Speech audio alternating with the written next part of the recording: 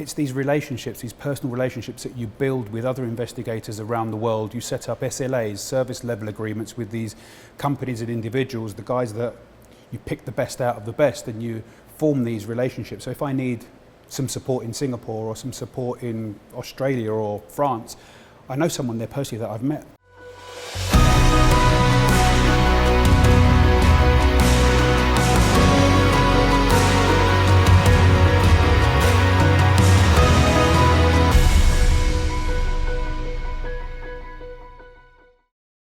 So we got this guy comes all the way out from London. He gets out here and he makes me bring the whiskey to the freaking whiskey wall for him. But anyway, cheers, brother. Mike, Cheers, CEO of Conflict International. Yeah. You are also on a very, very well-known, long-standing organization. And that's a little bit about what I want to talk to you about today. Talk to me about the organization and your involvement. So let's just try your whiskey first. Jefferson's Ocean. Aged at sea, really nice. Cask strength, Very America, not London. No, okay. In the hometown, we have the home whiskey. When you come to London, you'll have one of ours. Done deal. Okay. Done deal. All right, let's talk about the organization. Sure. I'm the chairman of the World Association of Detectives. And basically what that is, it was formed in 1925. And it's an association of nearly 1,000 members based in over 80 countries around the globe. Now, all of the members are investigators, security professionals. They're either small teams or larger agencies, and they provide solutions, investigation solutions and knowledge in their own jurisdictions. So when we work on an international project, we have resources and boots on the ground in multi-jurisdictions, multi-countries around the globe. So it's like a worldwide family. It's the oldest association of its kind in the world and the largest. How did an organization like this come together, and how do you end up on a group like this? This seems like some super secret, sure, clandestine organization. So the history of it was started by the US Secret Service. It has roots to 1921, but it kicked off in 1925. And it was predominantly a membership or an organization where Secret Service, ex-Secret Service would get together and discuss tactics, ideas and what have you, predominantly American only, and it was only till the last 40 odd years that the association really grew around the globe.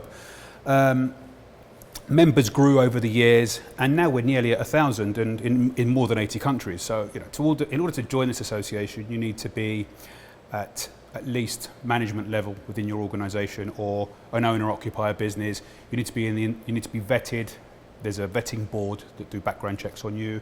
You need to be recommended by 2 members, and you need to be accepted. So it's quite a stringent screening process to become a member.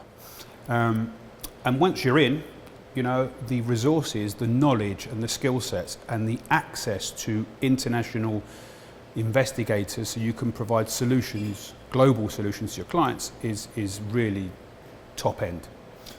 Talk to me a little bit about the benefits. You talked high level about having that big network, but what does that really look like on the granular level for someone who's hearing about this group for the first time? Let's say, for example, I'll talk about me, for example. We've got a client in London who has an international issue. There's an international asset investigation, there's an international problem where the investigation takes you from jurisdiction to jurisdiction. We need boots on the ground in 3 or 4 locations, or we need to procure information in another jurisdiction where potentially you need to be licensed, or laws are different in order to obtain corporate records or property ownership records, or conducting local in-country investigations, what you can and can't do. You reach out to the network, to a trusted source that's your eyes and ears on the ground, that can report back to you, be an extension of your own team around the globe, and provide a full cover solution to your client.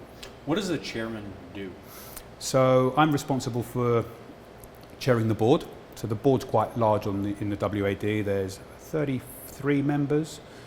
So I chair the meeting, the midterm and the annual meeting, and oversee the membership in general. So my journey went through the chairs. I was voted as 3rd Vice President in 2013 in New Zealand, and then from then on I was voted in as 2nd Vice President, 1st Vice President, then the President last year, and this year was voted in as Chairman. So it was like a 5-year term.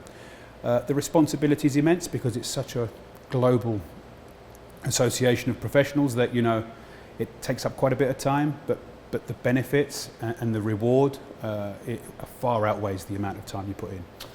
So obviously there are some tremendous benefits for your organization. Let's talk a little bit about your company. Conflict International started by merger 2008, head office in London. We've got resources in most jurisdictions around the world through the networks that we're associated in. We've got a New York office as well, 2011, and that covers the whole of the US, both North America and working down through the Caribbean and into the South American region too.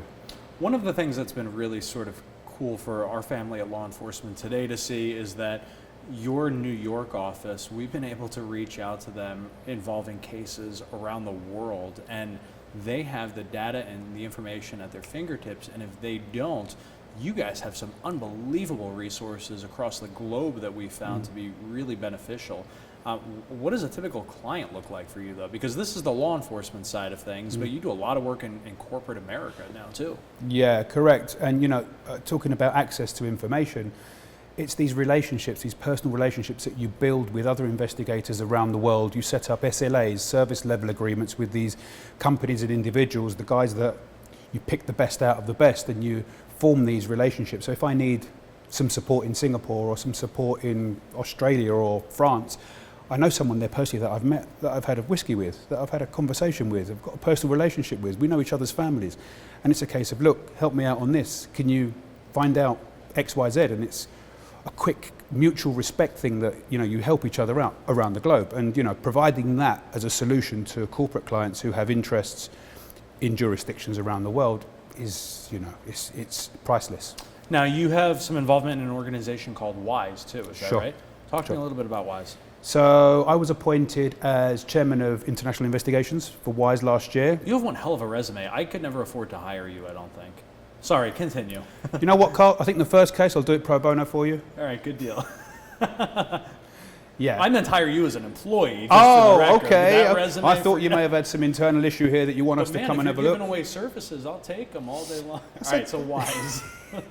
Yeah, WISE, I was appointed as chairman of international investigations. So WISE conduct a live video dial-in twice a year, and we talk about current matters, legislation changes, tips and tricks, things to look out for. And some of the guys in WISE have excellent backgrounds as well too. It's a small unit group, predominantly American.